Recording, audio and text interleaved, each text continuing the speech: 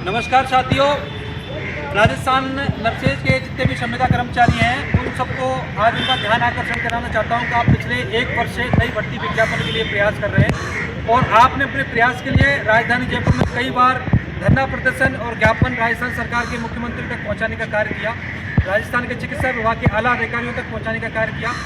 आज राजस्थान नर्सेज भर्ती संघर्ष समिति के सभी प्रांतीय पदाधिकारी आपके बीच में मौजूद हैं। आप देख पा रहे हैं इन सबकी मौजूदगी में विभागीय अधिकारियों से मुलाकात की, मुख्यमंत्री सेक्रेटरी से मुलाकात की, चिकित्सा मंत्री से भी मिलने का प्रयास किया लेकिन मुलाकात नहीं हो पाई। उसके बाद विभाग के प्रमुख अधिकारी, प्रमुख चिकित्सा स्वास्थ्य अधिकारी, अपने निदेशक डायरेक्टर सबसे मिलने का प्रयास किया गया, वित्त विभाग में मिलने का प्रयास किया गया, कार्मिक विभाग में भी मिलने का प्रयास किया गया। जैसा कि आपको ध्यान है कि अभी से 4 दिन पहले चिकित्सा स्वास्थ्य विभाग ने एक लेटर का जवाब दिया था, उसमें 1965 के नियमों में परिवर्तन करने की बात कही थी। आज सभी कर्मचारियों ने उसकी पुष्टि की, तो कहीं ना कहीं साथियों विभाग में, कार्मिक विभाग में एवं समस्त जगह पर इसकी चर्चा है। इसको लेकर सरकार कहीं ना कहीं सरकार की मंशा है कि नियमों में परिवर्तन किया जाए।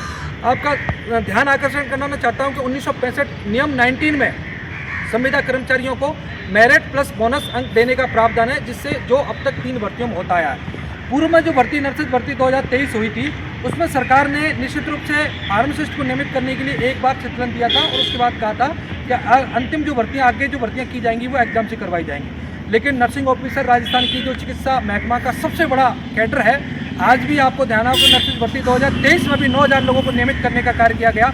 वर्तमान में कम से कम 10 से 15,000 नर्सिंग कर्मी ऐसे हैं जो संविदा पर अल्प वेतनमान में कार्य कर रहे हैं। आप सभी अपनी स्थिति से भली भांति अवगत है। मैं राजस्थान सरकार को ये मैसेज देना चाहता हूँ कि आप 1965 के नियमों में जो परिवर्तन करने की मंशा रखते हैं, अगर आपने वो परिवर्तन किया तो राजस्थान के समस्त जिलों में संविदा कर्मचारियाँ राजस्थान सरकार को हिलाकर रख देंगे।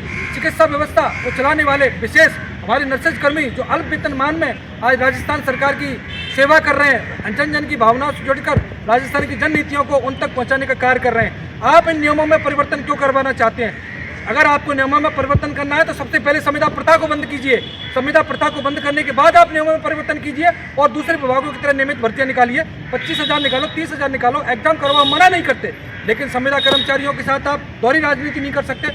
संविदा कर्मचारी जो एनजीओ प्लेसमेंट में 7,900 रुपये में काम करता है, एक संविदा कर्मचारी जो संविदा पर लगने के लिए भी NHM की एग्जाम देता है और 18,000 रुपये में काम करता है, वो 2 एग्जाम कभी नहीं दे सकता। ऐसे कर्मचारी जो 8 से 10 साल की सेवा अपनी दे चुके हैं, जो अपनी पढ़ाई लिखाई से दूर हो चुके हैं, और उनका सामना आप ऐसे लोगों से करवाना चाहते हो जो अभी अभी कॉलेज से पास आउट हुए हैं, जो एग्जाम की तैयारी वर्षों से कर रहे हैं। बिल्कुल ऐसा संभव नहीं है। आज के जो कोचिंगों में, इंस्टीट्यूट में तैयारी कर रहे हैं, भाई हमारे साथी 7,000 8,000 रुपये में आपकी चिकित्सा व्यवस्था को चलाने का काम कर रहे हैं। सरकार 1965 के नियमों में परिवर्तन करने से पहले ये सोच ले कि अगर ऐसा हुआ तो निश्चित रूप से राजस्थान में नर्सेज का अब तक का सबसे बड़ा आंदोलन होगा, जिसमें राजस्थान की संविदा नर्सेज ही नहीं, परमानेंट नर्सेज भी सड़कों पर आएंगी। मैं आपके माध्यम से विश्वास दिलाना चाहता हूँ आप सभी साथियों को, नर्सेज भर्ती 2013, 2018, 2023 तीनों भर्तियों में मैंने संघर्ष किया है, हमारे साथियों ने संघर्ष किया है। राजस्थान के प्रत्येक जिले की परिक्रमा हमने की है।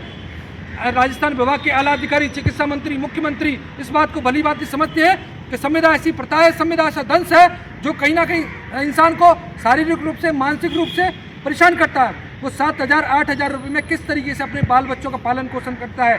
आपसे अपेक्षा हम ये करते हैं कि आपने जो बजट सत्र में घोषणा की थी कि नर्सिंग ऑफिसर के 10 से 15,000 पद और महिला स्वास्थ्य कार्यकर्ताओं के 6 से 8,000 पद मेरिट प्लस बोनस से निकाले जाएं, लेकिन आपका ही विभाग 1965 के नियमों में बदलाव करने की बात कर रहा है, जो कि कहीं ना कहीं हमें बिल्कुल मंजूर नहीं है।